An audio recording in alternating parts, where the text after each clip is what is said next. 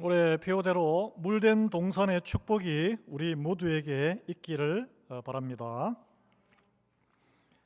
오늘은 또 그 물된 동산 같은 축복의 공동체, 우리는 어떻게 새롭게 시작할 수 있을까요? 오늘 우리 본문에 보시면 과거를 보내고 과거를 집어던지고 예수님 안에서 새로운 삶으로 전진하기 위해서 오늘 바울은 마치 달리기 선수처럼, 마라톤 선수처럼 앞만 보고 힘껏 달려야 한다고 우리에게 말해주고 있습니다. 이제 바울이 죽을 때 마지막에 그랬잖아요. 나는 내 달려갈 길을 다 달렸다고. 보통 장례 예배를 드릴 때 그 본문을 많이 쓰죠. 여러분, 우리가 보통 어려운 일을 당할 때, 삶이 힘들 때 어떻게 합니까? 여러분, 과거를 돌아보면서 그리워할 때가 있습니다. 아, 그때 좋았는데, 옛날이야 그 시절 다시 올 수 있을까? 우리 교회도 교회가 가득 찼었는데 그때는 서로 장로하려고 다투고 막 그랬는데, 경쟁했는데, 내가 자네 나이 때 한창 때는 말이야 어쩌고 저쩌고, 그런 걸 세상에서는 라떼라고 그러죠. 라떼. 라떼 커피가 아니고 라떼, 나 때는. 세상에서는 이런 말을 자주 하는 사람들을 꼰대라 그럽니다. 젊은 세대는.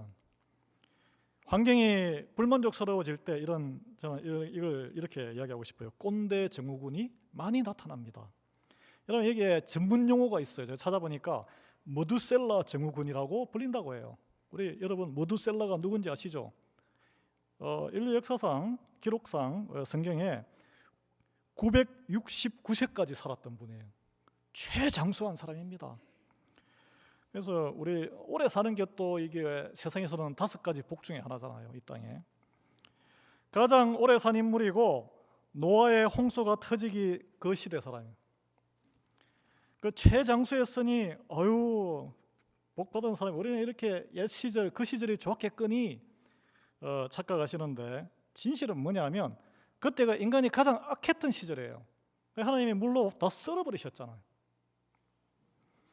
머두셀라 증후군은 행동 경제학 용어로 추억을 아름답게 포장하거나 나쁜 기억을 지우고 좋은 기억만 남기려는 심리라 그럽니다. 그래서 기억 왜곡을 통해서 현실을 도피하고 싶은 심리, 안주하게 해서 앞으로 나아가고자 하는 발목과 용기를 붙잡아 버려요. 미래지향적인 의욕을 좌절시킵니다. 소망과 꿈을 갉아먹고, 이게 신앙생활에서는 믿음을 사그러지게 해요. 하나님의 약속의 말씀 안 이루어지네 이렇게 되어버린다는 거예요. 여러분, 성경에 이 머두셀라 증후군에 빠졌던 꼰대가 많이 출현했던 시절이 있어요.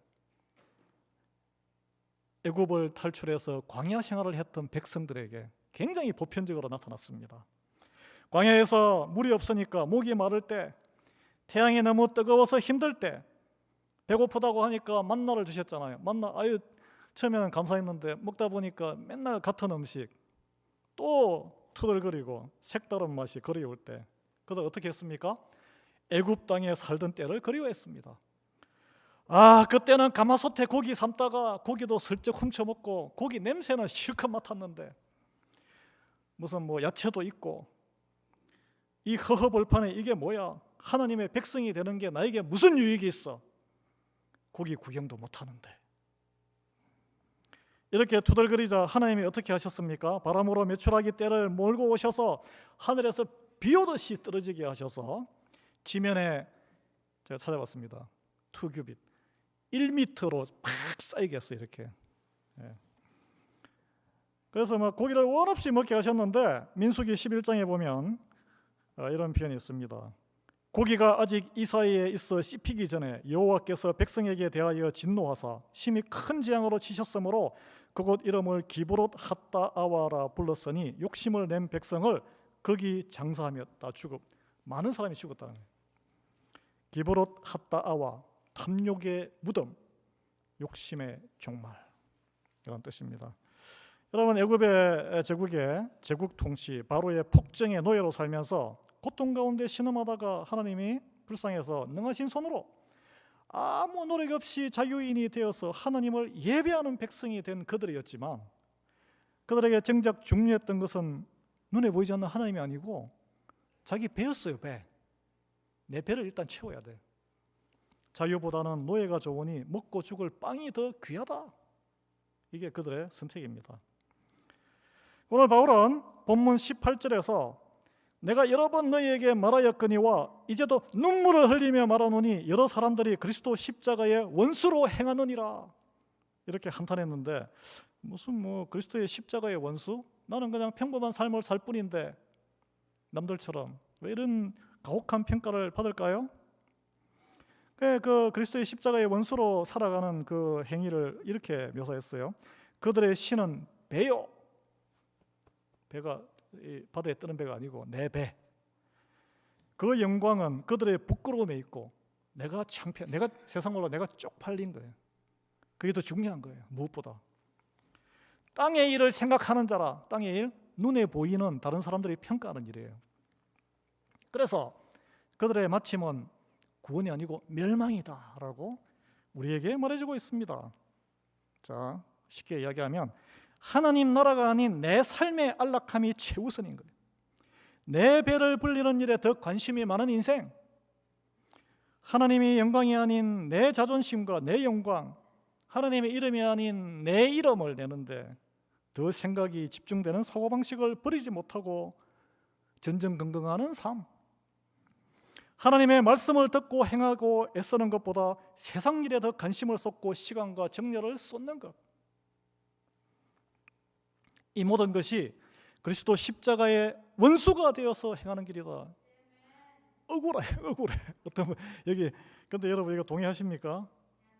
야, 이거 너무 과격한 말이잖아. 이거 믿음이 연약해도 나는 하나님의 백성이고 나는 믿음이 있는 사람인데 원수라니,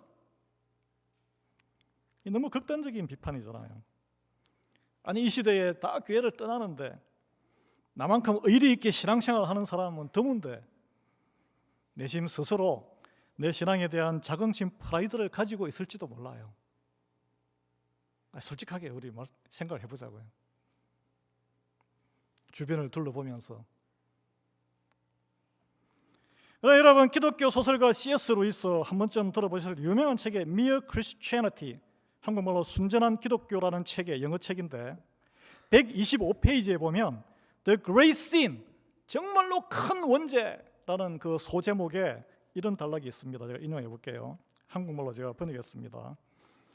프라이드는 자긍심이잖아요. 자긍심. 나를 스스로 뿌듯하게 생각하는 자긍심을 이분은 영적인 암이다, spiritual cancer라고 이렇게 진단하고 있습니다. 영적인 암은 암 걸리면 죽잖아요. 치유 안 받으면 영적으로 나를 죽이는 거예요. 프라이드. 우리 장로님 기도에도 하셨지만, 그 루이스에 따르면 나를 뿌듯하게 생각하는 이 프라이드가 그리스도의 사랑을 실천하는 것을 삼켜버린대요. 이게 있으면 실천을 못한대요. 그 다음에 또 나아가서 주님으로 인한 만족과 감사까지 삼켜버린대요. 이게 그대로 방치되면 상식을 잃어버린대요. 카먼 센서를 잃어버린대요. 그래서 괴물 같은, 그리스도인은 그리스도인인데 괴물 같은 그리스도인이 되게 한다는 거예요. 여러분, 암세포는 빨리 도려내야 됩니다. 함께 더불어 살 수 없는 게 암이에요. 여러분, 여기 암 수술하시고 지금 성공적으로 잘 관리하시는 분들 꽤 있잖아요. 땅의 일을 생각하고 내 배를 신으로 생각하는 사람과 달리 우리는 다른 것을 생각하고 다른 방향으로 달려가는 사람이란 것입니다. 오늘 바울이 이제 우리에게 말하는 것은 로마서 8장 5절 6절에는 이걸 또 다른 방법으로 설명했는데, 육신을 따르는 자는 육신의 일을 하고 영을 따르는 자는 영의 일을 생각한다. 하고 아니고 생각을 먼저 한대요. 생각을. 육신의 생각은 사망이요 영의 생각은 생명과 평안이다. 이게 인과 법칙입니다. 생각을 하면 그런 삶을 사는 거예요. 여러분, 세상 사람들과 달리 성도인 우리는 육신의 일보다 영의 일을 더 생각하는 사람인 줄 믿습니다. 왜냐하면 왜 그럴까요? 우리 육신이 당기는 대로 막 끌려가죠. 그런데 딱 브레이크를 잡아주는 존재가 있다는 거예요. 그것이 바로 성령님이에요. 성령님이 우리 안에서 그렇게 하도록 활동하시기 때문이에요.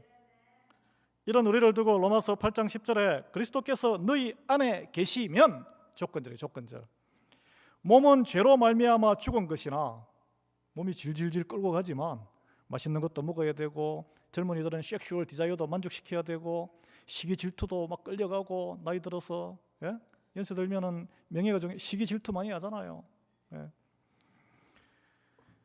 그러나 영은 의로 말미암아 살아있는 것이다 라고 했습니다. 여러분, 예수님 영접하고 하나님을 알고 나서는 이전에 세상적으로 살 때와는 우리는 다르게 살아야 합니다. 달라져야 돼요. 그 이유는 오늘 여기에 성경에 말씀에 나오는데, 우리는 여전히 이 땅에 살고 있지만 우리는 이 땅에 속한 사람이 아니란 거예요. 우리는 천국에 속한 자이기 때문에 그렇습니다. 여러분, 우리가 똑같은 그 혈육을 가진 코리안이지만 여기 미국의 시민권 가지신 분은 한국 시민권자가 아니고 미국 시민권자예요. 미국 법을 지키셔야 돼.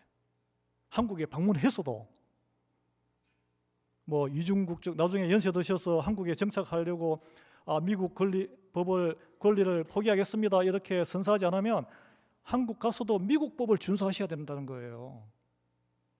무슨 말인지 이해가 되시죠? 예.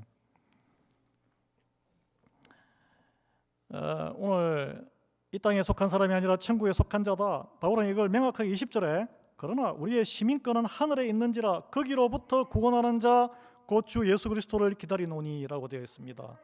그래서 우리가 미국 시민권자들이 세계 어디에 가서 미국 법을 준수하는 로열 시리즌이면 이 미국이라는 거대한 나라가 군사력 200만 명의 군사력이 동원돼 가지고 여러분을 구해냅니다. 책임이에요, 책임. 이 미국 제도는 하나님 나라를 근본으로 해서 만들어졌기 때문에 하나님이 성도를 구해내는 것과 똑같아요. 그런데 그저 막연하게 우리가 오실 예수님을 기다리며 이 땅에 세월을 보내는 게 아니에요. 오늘 이 바울은 우리의 믿음의 선배잖아요. 열심히 하나님 나라를 바라보며 경주하듯이 뛰어야 한다고 했어요. 뛰어야 해. 여러분, 인생은 흔히 마라톤에 비유되곤 합니다. 사도 바울도 신앙의 길을 힘껏 달리는 달리기 선수에 비유했어요. 왜 뜁니까? 걸린 상이 있기 때문에 뛰는 거예요.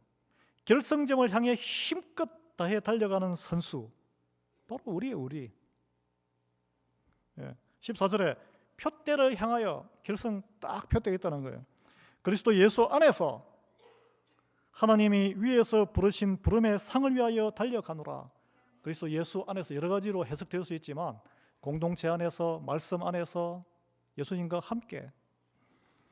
에이, 인생살이도 힘든데 그거 좀 슬슬 걸어가면 되지. 발가락만 걸치고 있어도 구원받는데 뭘 뛰기는 뭘 뛰어, 힘든데. 왜 힘들게 뛰어가는 신앙생활을 해야 돼? 이렇게 생각하시는 분들이 많을 거예요. 아마. 굳이 뭐 내까지. 여러분, 한자어로 불광불급, 미치지 않으면 미치지 않는다. 앞에 미치는 거는 crazy고 뒤에는 arrival입니다. 무언가 도달하려면 거기에 미친 듯이 빠져서 몰입해야 한다는 거예요. 이게 세상의 사람들은 다 알아요. 한 분야의 전문가, 달인이 되려면 거기 다른 거 다 포기하고 거기에 뭐 만시간의 법칙도 있고 미친 듯이 빠져야 한다는 거예요.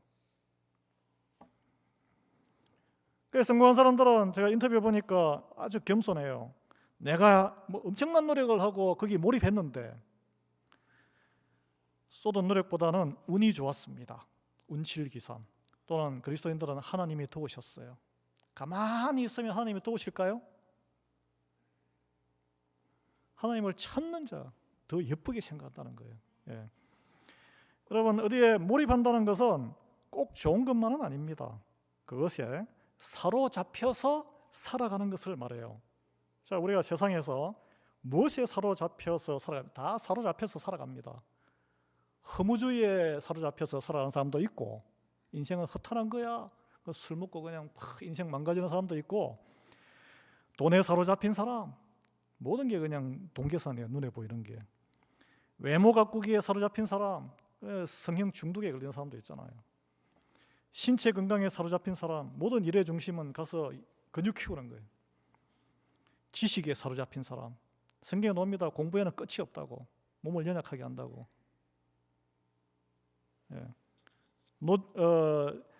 물 들어올 때 노젓는다고 또 30대 이럴 때에 막 전문직 종사자들은 막 자기 커리어 쌓고 돈 번다고 생산을 안 해요. 인생에는 여러분 다 타이밍이 있습니다. 30대 넘으면 자녀 생산하기 힘들어요. 하나님의 질서에 반역하는 거예요. 크리스찬은 그렇게 하면 안 돼요. 생산할 때는 생산하셔야 돼요. 그 다음에 권력과 명예 추구에 사로잡힌 사람, 한국 보고 미국 이런 뭐 우리가 흔히 보잖아요. 또 음식에 사로잡힌 사람, 자동차에 사로잡힌 사람, 주식과 코인 거래에 사로잡힌 사람, 성적 쾌락에 사로잡힌 사람, 자식을 통해서 인생 대리만족에 사로잡힌 사람, 술과 담배, 도박, 도락에 사로잡힌 사람, 또는 일에 성취욕에 사로잡힌 사람, 게임에 사로잡힌 요즘 저의 자녀 아들 세대, 화려한 경력과 스펙 쌓기에 사로잡힌 이들, 이 신앙생활도 이렇게 자기 드러내기에 사로잡히면은 이게 중독이에요, 중독. 여러분 이 모든 것 성경에서는 구체적으로 이야기 안 하지만 한마디로 나옵니다. 귀신에 사로잡힌 사람이라고 나와요. 모든 것이 우리 인간 내면 깊숙이 도사리고 있는 죄성으로 인해서 우리를 사망으로 인도하는 육신의 정욕을 만족시키기 위한 거예요. 이게 무슨 일을 할 때 이게 내가 하나님이 기뻐하시는 일인가 아니면 내가 기쁜 일인가? 우리는 본인은 알아요. 본인은. 복음서에 보면 귀신 들린 사람들이 어떻게 했습니까? 어디에서도 온 재산을 뭐 오래된 질환도 그렇고 다 투입해도 못 나와요. 능력이 없습니다. 예수 그리스도를 만나면 그 귀신이 다 떠나갔고 평안과 자유함을 얻었다 그랬어요. 7 귀신 들었던 막달라 마리아, 여단 규모의 군대 귀신에 사로잡혀 있던 거라사의 광이 모두 예수님을 만나 귀신이 다 떠났습니다. 그 텅 빈 영혼에 뭐가 들어갔습니까? 주님의 영, 성령님이 들어가신 거예요. 그래서 그들은 예수님을 따르는 제자의 삶을 산 거예요. 적용 질문이에요. 적용 질문. 여러분은 세상에 어떤 귀신에 사로잡혀 살아가십니까? 무엇이 여러분의 기쁨의 근원이세요? 무엇이 여러분의 자랑이세요? 여러분의 자녀와 이웃은 어떤 귀신에 사로잡혀 귀한 인생을 허비하며 살아가는 것 같습니까? 간단해요. 내가 어디에 가장 많은 시간을 투입하고 사는가, 이걸 보시면 돼요. 여러분, 성도는 세상적인 가치가 아니라 예수 그리스도에 사로잡혀 살아가는 사람들인 줄 믿으시기 바랍니다. 성령에 사로잡혀 붙들려 있기 때문이에요. 예수 그리스도를 만나면 세상의 잡다한 귀신들 몸으로 사니까 올 수 있죠. 그러나 컨트롤이 가능해요. 컨트롤업을 하냐, 내가 컨트롤 되느냐, 그 차이가 있는 거예요. 성령님이 우리 안에 계시기 때문입니다. 그런데 문제는 이게 긴가민가 해요. 아니, 말씀에 약속이 있는데 안 이루어지는 것 같거든. 말씀은 미래를 미리 당겨서 나에게 이루어질 것이라고 약속을 주신 것인데 그 미래를 보고 가야 되는데 내 몸을 쳐서 그거 안 되는 거예요. 왜냐하면 나는 과거에 경험이 있고 옛날에 내가 있고 내가 되겠어? 옛날의 나를 습관적으로 돌아보고 또 어떨 때는 피곤하면은 과거에 편했던 그 죄의 습관을 그리워하게 됩니다. 그러면은 내 안에 있는 성령님이 탄식하시면서 침묵 모드로 들어가 버리는 거예요. Pause, not working. 저와 함께하지 않기 때문에. 성령님이 침묵하면은 그 영혼의 빈 공간에 틈을 비집고 뭐가 들어옵니까? 더 많은 귀신들이 들어오는 거예요. 성경에도 나옵니다. 예. 그래서 교회를 다녀도 도저히 이해할 수 없는 은행을 보이는 그리스도인들, 저는 이런 현상이 아니냐 그렇게 보고 있어요. 교회 다니는 그리스도인인데도 여전히 세상 자랑, 땅의 영광을 위해서 인생을 소모하는데 여념이 없는 것은 본인이 어디에 속했는지, 어디에 시민권을 두고 있는지 헷갈리거나 천지분간을 못해서 그런 거예요. 이전에 죄인 되었던 나를 아직 더 사랑하기 때문에 성령님이 내 안에서 쿨쿨 주무시고 계시기 때문입니다. 그러면 가야 할 길과 방향을 정확하게 표대를 세우지 못해서인데 마라톤의 출발점을 떠났어요. 그러나 결승점이 뭐 보입니까? 42km 저 밖에 있는데 돌아서 이렇게 오지만 반환점은 안 보이죠. 그러나 그 길이 있다는 것을 확신을 해야 길을 알고 달려야 되는 거예요. 안 그러면은 가다가 얼마나 힘들어요. 옆길로 새버립니다. 예, 어리석음에 빠지는데, 그래서 우리는 깨어나야 되는데 이 깨어나는 방법이 무엇보다 내 죄를 사랑했던 나를 미워해야 돼. 나를 사랑하는 게 아니라 나를 미워해야 돼요. 예. 또 이 정도면 되겠지 하는 흡족한 자긍심에 빠지지 말고 죄를 사랑하는 나를 미워야 된다니까. 그래야 내 안에 내 죄로 잠든 성령님이 깨어날 수 있는 거예요. 바울은 이런 신앙 여정에 대해서 오늘 본문에 13, 14절에 형제들아 나는 아직 내가 잡은 줄로 여기지 아니하고 오직 한 일, 즉 뒤에 있는 것을 잊어버리고 앞에 있는 것을 잡으려고 표대를 향하여 그리스도 예수 안에서 하나님의 위에서 부르신 부름의 상을 위하여 달려가노라 했어요. 바울이 믿음이 굉장히 높은 수준인데도 달려가는 거예요. 그래서 바울은 뒤에 있는 것을 잊어버리고 앞에 있는 것을 잡으려고 목표 지점을 정확하게 알고 달려간다고 했습니다. 그리스도 예수 안에서 하나님이 위에서 부르신 부름의 상을 위하여 달려가는 중이다라고 우리의 신앙생활을 정확하게 알려주고 있어요. 그래서 아무리 향방 없이 천방지축으로 열심만 내서도 안 되는 거예요. 목표 지점, 하나님이 무엇을 기뻐하시는지, 무엇을 하라고 시키셨는지 말씀을 봐야 알죠. 안 그러면 내 생각에 그냥 열심을 내는 거예요. 다 헛일이에요, 헛일. 하나님이 계심과 상주심을 확신하는 확고한 믿음이 있어야 뛰다가 힘들 때 머두셀라 증후군에 빠지지 않고 뒤를 돌아보지 않고 앞만 보고 달려갈 수 있다는 거예요. 여러분이 학생도 와 있는데 학생도 명심해야 돼요. 학교 그냥 다니는 게 아니에요. 졸업하고 그 다음 학교를 가기 위해서 학교 지금 공부를 하는 거예요. 히브리서 11장 6절은 믿음이 없이는 기쁘시게 못하나니 하나님께 나아가는 자는 반드시 그가 계신 것과 또한 그가 자기를 찾는 자들에게 상 주시는 이심을 믿어야 할지니라. 그래서 뛰어가는 거예요 지금 바울이. 가슴이 터지는 고통 가운데에서도 젖먹던 힘까지 끌어올려서 마라톤 42.195인가요? 킬로미터를 완주하는 마라토너는 결승점이 반드시 있다는 것을 믿기 때문에 달려갑니다. 또 결승에 이르기까지 달려간 모든 기록이 남는다는 것을 알기 때문에 더 힘을 내는 거예요. 그리고 결승 골인 후에 상급이 있다는 확신이 있기 때문에 그만두고 싶어도 끝까지 가는 거 아니겠습니까?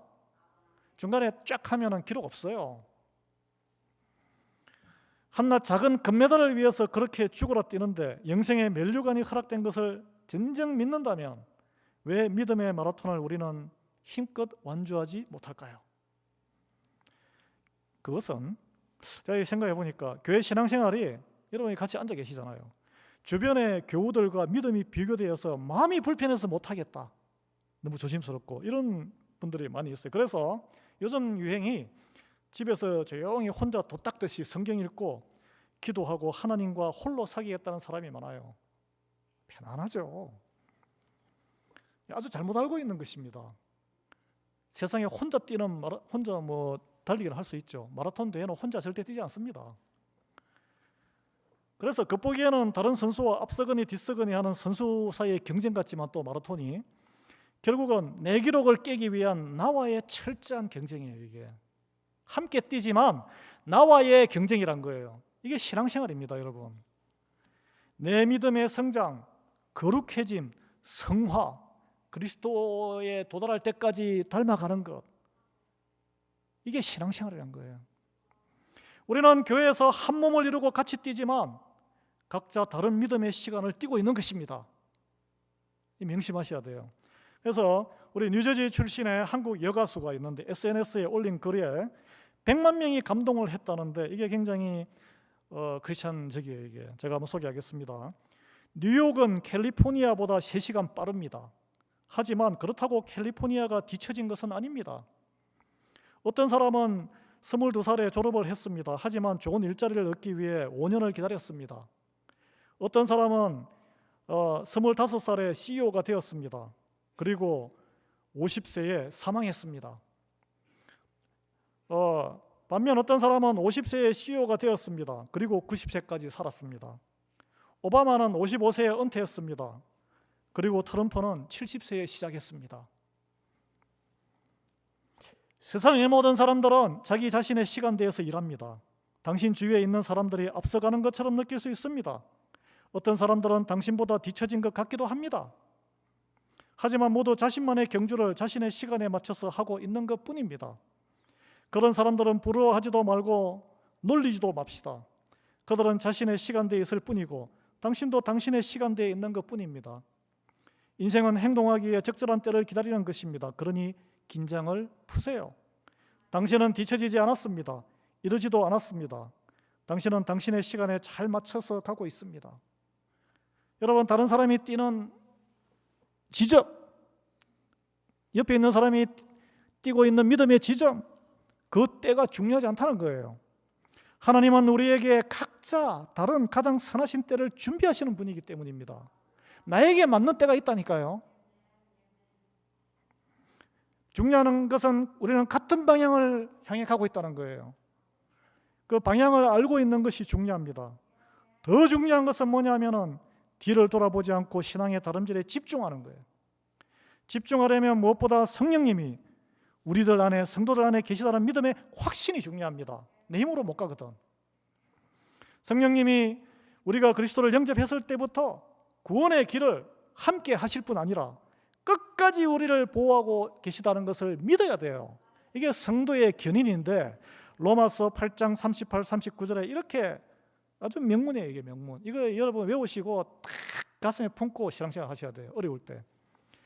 내가 확신하노니 사망이나 생명이나 천사들이나 권세자들이나 현재 일이나 장래 일이나 능력이나 높음이나 깊음이나 다른 어떤 피조물이라도 우리를 우리 주 예수 안에 있는 하나님의 사랑에서 끊을 수 없으리라. 내가 선택하는 게 아니라니까. 내가 나는 긴가민가 잘 안 믿기질 뿐이죠. 하나님이 딱 붙들고 있다는 거예요. 그래서 이 말씀을 우리가 이 땅에 숨이 넘어가는 그 결승점까지 붙들고 있을 때 믿음의 경주를 뛰어갈 수 있다는 거예요. 그럼 여러분, 뭐 도대체 내가 왜 뛰어가야지? 그 영광의 메달이 도대체 뭐야 이거? 뭐 마라톤은 금메달, 은메달이라도 있지. 여기 바울이 다 이야기합니다. 그것은 이미 부활하신 예수 그리스도의 영광을 내가 직접 함께 누리기 위해서다. 부활과 영생입니다. 신앙생활의 목적은 하나님께 영광을 올려드리는 것이지만 바울은 마라톤 선수처럼 죽을 힘을 다해 인내하며 달리는 이유를 이렇게 고백해요. 제가 우리말 성경으로 10절 11절 읽어드리겠습니다. 나는 그리스도와 그분의 부활의 능력을 알고 그분의 죽으심을 본받아 그분의 고난에 동참하는 것이 무엇인지 알기 위해 어떻게 해서든지 죽은 사람들 가운데서 살아나는 부활에 이르고자 합니다. 예. 죽은 자들로부터 살아나는 부활을 경험하는 인생이 되기 위해서입니다. 그것은 오늘 하루를 살아갈 때 그리스도가 택한 나의 죄를 대속하시기 위해서 십자가에 죽으신 것을 본받는 거고, 매일 정욕과 탐심을 십자가에 못 박고자 힘쓰는 거예요. 갈라디아서 5장 24절 말씀입니다. 그리고 그리스도 안에서, 교회 안에서 나의 옛날 모습이 죽고 새 사람이 되어서 그리스도를 위해서 살아가고자 하는 거예요. 갈라디아서 2장 20절 말씀이에요. 그래서 그 복음을 위해서 자발적으로 고난과 역경을 겪고 그리스도를 더욱 깊이 체험하면서 알게, 이게 교회 생활이에요. 교회 생활. 그냥 만나서 뭐 밥 먹고 겉으로 그냥 잘 지냈어, 잘 지냈어요, 아무 의미 없는 그런 걸 나누는 공간이 아니란 거예요. 예. 여러분, 오늘 본문 이제 결론 지으면서 구차하게 주변 인간적인 비교로 우리에게 약속된 부활의 찬란한 영광을 포기하지 마십시오. 예, 다 그 헛된 겁니다. 헛된 거예요. 우리가 각자 믿는 자 안에 계신 성령님과 함께, 주님과 함께 새롭게 시작할 수 있습니다. 예. 물된 동산이었던 에덴 동산의 가장 큰 특징이 무엇일까요? 우리는 이렇게 생각해요. 뭐 일 안 해도 다 먹을 거 다 주고, 그렇게 생각할 수 있는데 아닙니다. 아담이 하나님과 매일 함께 산책했다는 거예요. 무엇으로 우리는 주님과 새롭게 시작할 수 있겠습니까? 말씀과 더불어, 성도의 교제와 더불어 주님과 매일 함께 하루를 시작해서, 그럴 때 매일 부활하는 경험을 우리 모두가 하기를 바랍니다. 십자가의 모멸과 수치와 고난도 그리스도를 따라 함께하는 새로운 시작을 위해서는, 여러분 올해 흐트러진 믿음에 풀어진 신발끈 한번 스스로 점검해 보셔야 돼요. 다시 단단히 매시고 말씀을 붙드셔야 돼요. 말씀. 예. 말씀으로 부활을 경험하여 오실 그리스도를 보며 함께 달려가는 우리 모두 되기를 바랍니다. 기도합니다. 하나님 아버지 감사합니다. 오늘 바울의 이 말씀을 통해서 우리가 믿음이 없어 의심스러워 옛날이여 그때가 좋았지, 내가 죄인 되었던 옛날을 또 추억하며 앞으로 나아가지 못하고 무드셀라 정원에 빠져서 주춤주춤 하는 저희들 모습이 있음을 회개합니다. 주님과 함께하는 새로운 시작을 하고 싶습니다. 말씀을 주시옵소서. 매일 말씀에 감동이 있게 하시옵고, 그리하여 우리 앞에 펼쳐진 이 물된 동산의 에덴 동산의 회복의 축복 안에서 하나님, 우리가 다 가는 속도는 다르고 가는 지점은 다르지만 한 방향으로 가고 있다는 기쁨의 공동체가 되게 은혜 베풀어 주시옵소서. 예수 그리스도의 이름으로 기도합니다. 아멘. 찬송 302장, 옛날 찬송 408